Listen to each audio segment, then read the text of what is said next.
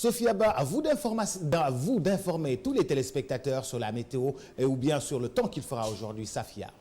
Exactement, Boubacar. Alors, on commence justement l'Équateur par certaines informations. On commence par la qualité de l'air. On a la chance d'avoir une qualité de l'air qui est très bonne, comme la fin de la semaine dernière, à cause de la situation météorologique qui reste favorable à la baisse des concentrations de particules dans l'air ambiant. On a un indice vert qui est également prévu pour les prochaines 24 heures. Bonne nouvelle pour tous nos amis asthmatiques et nos amis qui ont des difficultés pulmonaires. Une qualité de l'air très stable et très bonne pour tout le monde. On passe au soleil, le soleil qui va nous rejoindre très bientôt, dans 5 à 6 minutes. Donc à 6h48, il sera levé et il se couche comme à son habitude à 19h42 aujourd'hui. On vous donne quelques températures, Boubacar, vous l'aviez dit tout à l'heure. Il a fait une certaine chaleur quand même ce week-end qui est très importante à Dakar. On voit que la température de Dakar augmente, effectivement. Il fait 31 degrés à Dakar aujourd'hui pour toute la journée. À Diourbel, il fera 35. À Louga, il fera 33 degrés du côté de chez Papa Lunsar. Ensuite, à Matam, on a une baisse de 34 degrés. Ce qu'on remarque avec les températures, c'est que, à part Dakar, toutes les autres régions ont occasionné une certaine baisse de leur température due aux pluies et aux vents forts qui sont tombés ce week-end et qui vont bien sûr continuer de tomber tout le long de la semaine. Les informations maritimes pour ceux qui veulent prendre la mer ou les pêcheurs. Alors, la mer est un peu agitée ces derniers temps, il faut le savoir. Les marées hautes sont prévues à minuit 16 aujourd'hui et 12h39 tout à l'heure en début d'après-midi. Les marées basses seront à 18h52 et 19h35. Donc, pour ceux qui veulent aller se baigner ou profiter un peu de la mer, ces heures sont un peu plus recommandées car la mer sera un peu plus calme à ce moment-là. On passe aux prévisions, le plus important pour que vous soyez bien préparés pour la journée dans les différentes régions du Sénégal.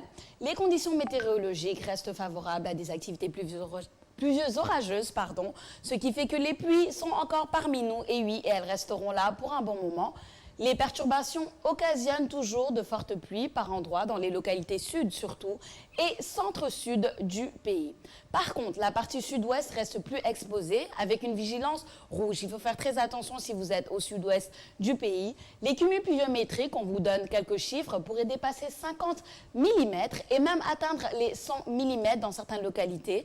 Objet de vigilance pour les 3 jours consécutifs. Donc, on s'attend à beaucoup de pluie en début de semaine. Alors, bien entendu, on termine toujours avec la surprise du jour. La surprise du jour, c'est quoi, Boubacar? C'est l'ail. L'ail comme un puissant nettoyeur. Je pense que tout le monde n'est pas forcément au courant de toutes les vertus de l'ail, mais il en a beaucoup. Il purifie l'organisme, chasse les infections. Il a un effet vermifuge et anti-parasite. Donc, c'est très bon pour chasser les parasites et les microbes. Il protège aussi le système cardiovasculaire, très important. Il booste la circulation sanguine. Il empêche les formations de caillots sanguins dans le corps. Il est aussi un pilier des aliments anti-cancer, donc c'est bien de l'ajouter à nos aliments pour lutter contre les cellules cancérigènes.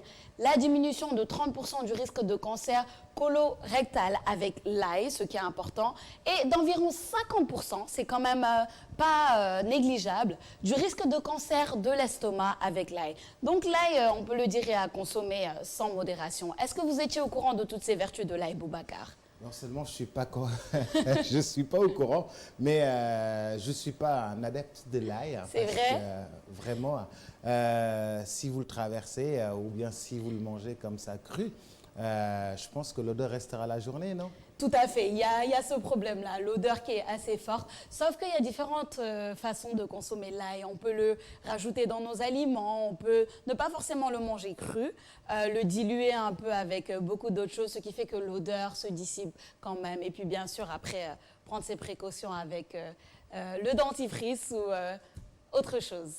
Mais je pense qu'on va le mettre avec des aliments, on va mettre... par exemple, dans le rof du Tchéboudienne. Toujours. Dans le rof du Tchéboudienne. Ah oui, oui, c'est oui. Toujours. Toujours. C'est important. D'accord. Et comme dans le rof du Tchéboudienne, là, je le ressentirai moins et puis je me mettrai avec, bien sûr, les dentifrices. Merci beaucoup, Safia. Super. Je te souhaite une très bonne journée. Rendez-vous dans un instant avec les informations. Safia Ba, merci beaucoup. À tout à l'heure.